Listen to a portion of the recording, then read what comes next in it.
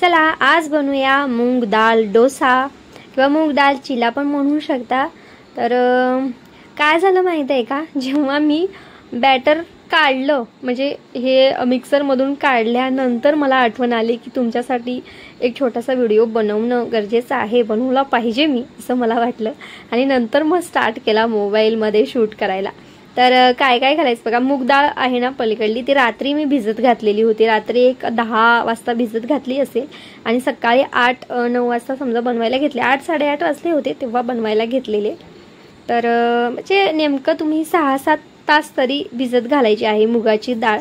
मुगाची डाळ आणि तांदूळ दोन्ही मिक्स घातले तरी चालेल किंवा तुम्ही इडलीसाठी जसं मिक्स करता तसंही चालेल, कसंही चालेल जे बॅटर, पण हे नेमकं मुगाचे डाळीचे आहे तर मुगच डाळ फक्त मी घेतलेली आहे।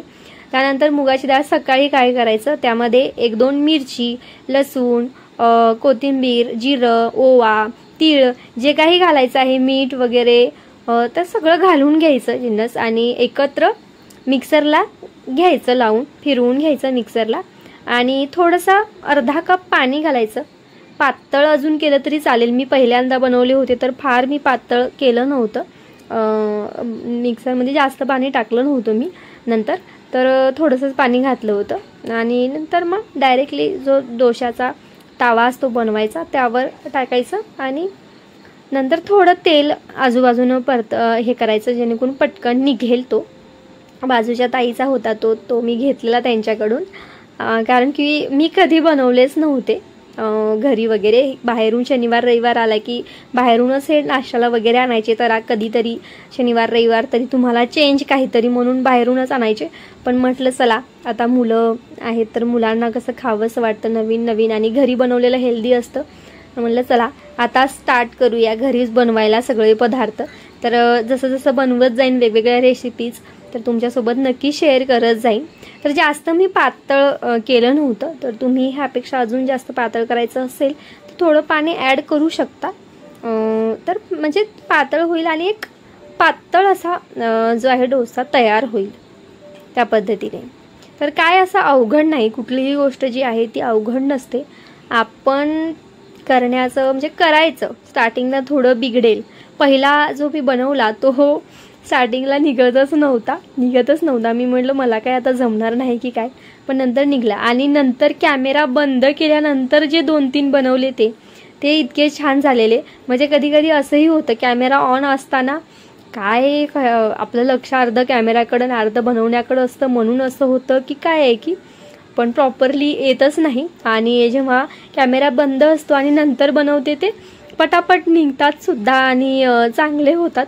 असं बरेचदा माझ्यासोबत होतं, तुमच्याही सोबत असं होतं का यूट्यूबर असाल तर? हा प्रश्न मला विचारायचा आहे कमेंट्स बॉक्समध्ये, नक्की सांगा की शूट करताना घाई गडबड होते आणि शूट करून झालं की मोबाईल बाजूला ठेवून बनवायला घेतलं की व्यवस्थित बनतात, असं होतं बरेचदा माझ्यासोबत। तर फार सोपं आहे, काही अवघड नाही आणि ह्यासोबत तुम्ही चटणी बनवायची आहे, शेंगदाण्याची चटणी बनवू शकता, चटणी वेगवेगळी बनवायची असते किंवा सॉस सोबत खाऊ शकता, दह्यासोबत पण खाऊ शकता। तर शेंगदाण्याची चटणी बनवायची असेल तर शेंगदाणे भाजून घ्यायचे आणि मिक्सरला वाटून घ्यायचे, त्यामध्ये एखादी मिरची कोथिंबीर घालायची आणि नंतर फोडणी घालायची, त्याला पाणी टाकून वाटून घ्यायचं, समजा पातळ करायचं, पाणी टाकून वाटून घ्यायचं आणि फोडणीमध्ये जिरे मोहरी कढीपत्ता घालायचा आणि त्यामध्ये जे आपण शेंगदाण्याची चटणी शेंगदाणे वाटून घेत होतो मिक्सरला ते टाकायचे आहेत। तर अशा प्रकारे, तर रेसिपीचं प्रॉपरली मला असं काही सांगता येणार नाही आहे, तरी रेसिपीचे व्हिडिओज काय मी तेवढं बनवत नाही आहे, तर थोडंफार इकडं तिकडं झालं असेल सांगताना तर माफी असावी, पण छान असे लागले मूग डाळीचे डोसे, तुम्ही पण ट्राय करा। खरं तर मी हे शॉर्ट्स व्हिडिओसाठी शूट करून ठेवलं होतं, पण मोनाताईची रिक्वेस्ट होती की ताई रेसिपी शेअर करा, म्हणून मग मी थोडक्यात सांगण्याचा प्रयत्न केला आहे। आय होप आवडला असेल। थँक्यू।